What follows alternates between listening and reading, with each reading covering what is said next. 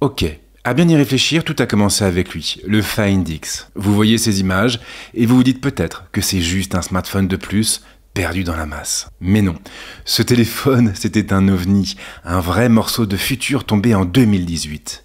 Pas d'encoche, pas de poinçon, juste un écran pur, infini, et cette caméra qui sortait mécaniquement du châssis comme un clin d'œil au film de science-fiction. Mais le Find X, ce n'était pas qu'un design, c'était une promesse, la promesse d'un marché audacieux, curieux, presque poétique. Et aujourd'hui, 7 ans plus tard, je tiens dans mes mains son descendant, le Find X9 Pro. Et putain, qu'est-ce que je l'aime. Il a fallu du temps pour que la tech devienne sexy. À l'origine, elle a été surtout fonctionnelle. Elle devait servir des usages. C'était tout ce qui comptait. Les premiers téléphones n'étaient pas très beaux. Et surtout pas très portables. Lourds, massifs, avec des antennes immenses héritées de ces bons vieux talkie-walkie. Et puis, tout a changé.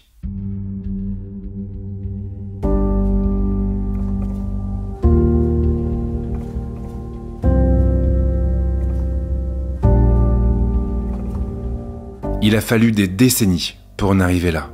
Mais l'attente en valait la peine.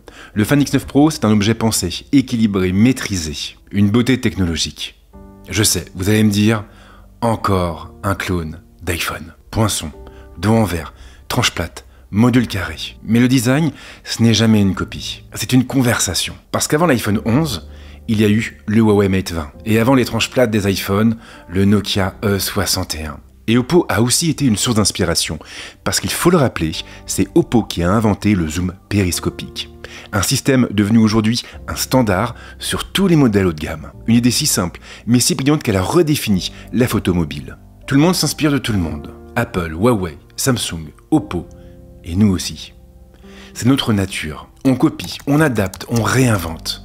C'est l'apprentissage par le mimétisme, et c'est comme ça qu'on évolue. Le Find X9 Pro, lui, ne se contente pas d'être beau, il se réinvente. Deux nouveaux boutons, un bouton d'action et un bouton de caméra. Le premier, c'est ton raccourci personnel.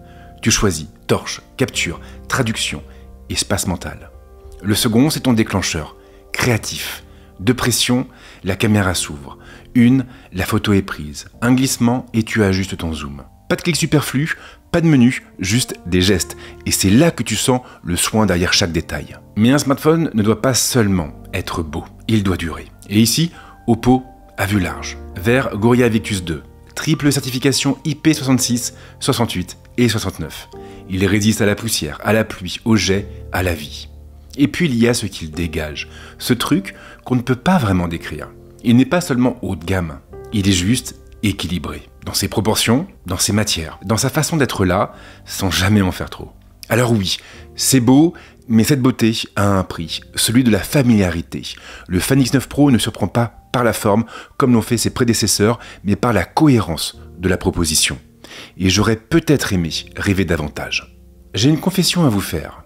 J'ai horreur de parler de caractéristiques. Il faut donner beaucoup d'infos, très vite. Des chiffres, des sigles, des pourcentages. Et à la fin, on ne comprend plus rien. On est juste submergé. Alors j'ai réfléchi. Comment vous dire ce qu'il faut savoir sans vous assommer? J'ai pensé à afficher des tableaux, à réciter la fiche technique officielle d'Oppo. Et puis j'ai eu comme une révélation. Mon rôle, ce n'est pas de lire une fiche technique, c'est que vous la connaissiez. Et si vous regardez bien, elle est déjà là. Elle est dans les images que vous voyez depuis une minute. Il suffisait d'y penser. Et moi, ça me permet de me concentrer sur ce qui compte vraiment.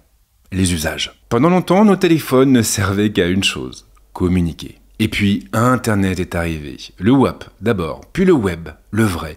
Ensuite la 3G, la 4G, la 5G. Et nos téléphones se sont transformés en ordinateurs.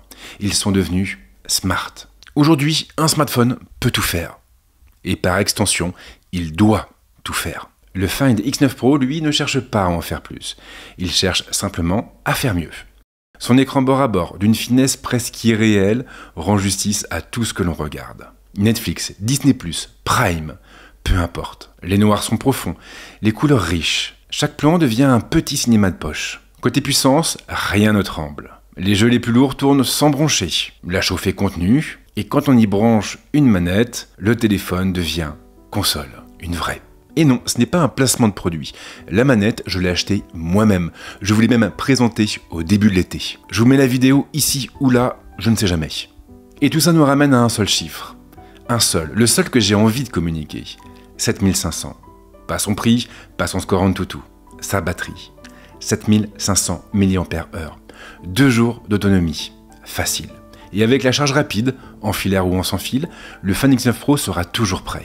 C'est remarquable. Ce n'est pas juste un téléphone que vous allez utiliser, c'est un téléphone que vous allez utiliser longtemps. Mais le vrai coup de cœur, je ne l'ai pas eu en prenant le téléphone en main, ni même en lançant Diablo Immortal pour la 10e fois. En vérité, je l'ai eu au premier déclenchement.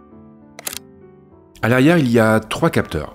Je ne vais pas me perdre en caractéristiques, je vous rassure. Vous verrez directement leur spec s'afficher à l'écran. Ce sera beaucoup plus simple comme ça. Mais ce qu'il faut savoir, c'est que ces capteurs sont accompagnés d'un 4e capteur. Un capteur qui est entièrement dédié à la couleur, la caméra TrueColor. Et elle change tout. Grâce à elle, le Fan X9 Pro voit comme nous.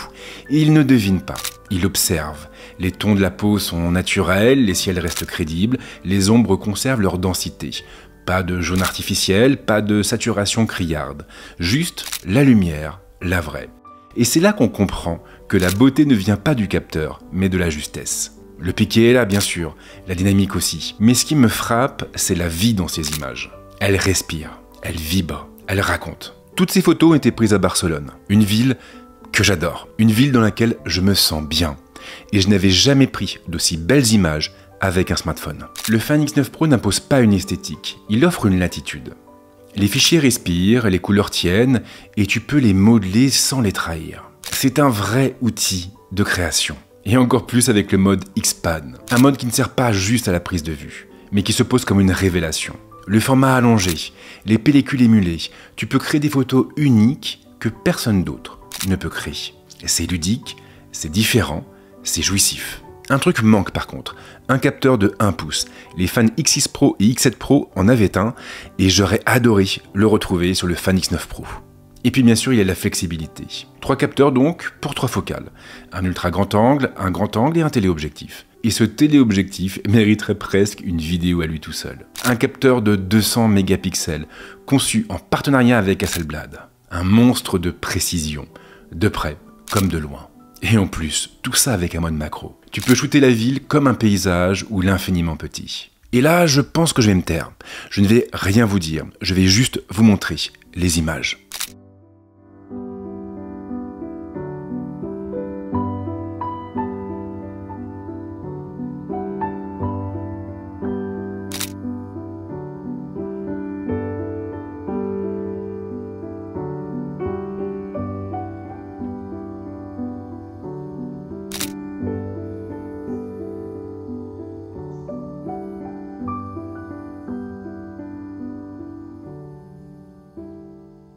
Ce que j'aime, c'est que tu sens que tout est possible à chaque déclenchement. Tu sens la liberté. À 45 ans, j'ai compris une chose. La photo, ce n'est pas la technique, c'est la composition. C'est ce que tu veux dire, ce que tu veux raconter avec une image. Et ici, tu peux tout dire, tu peux essayer, rater, recommencer.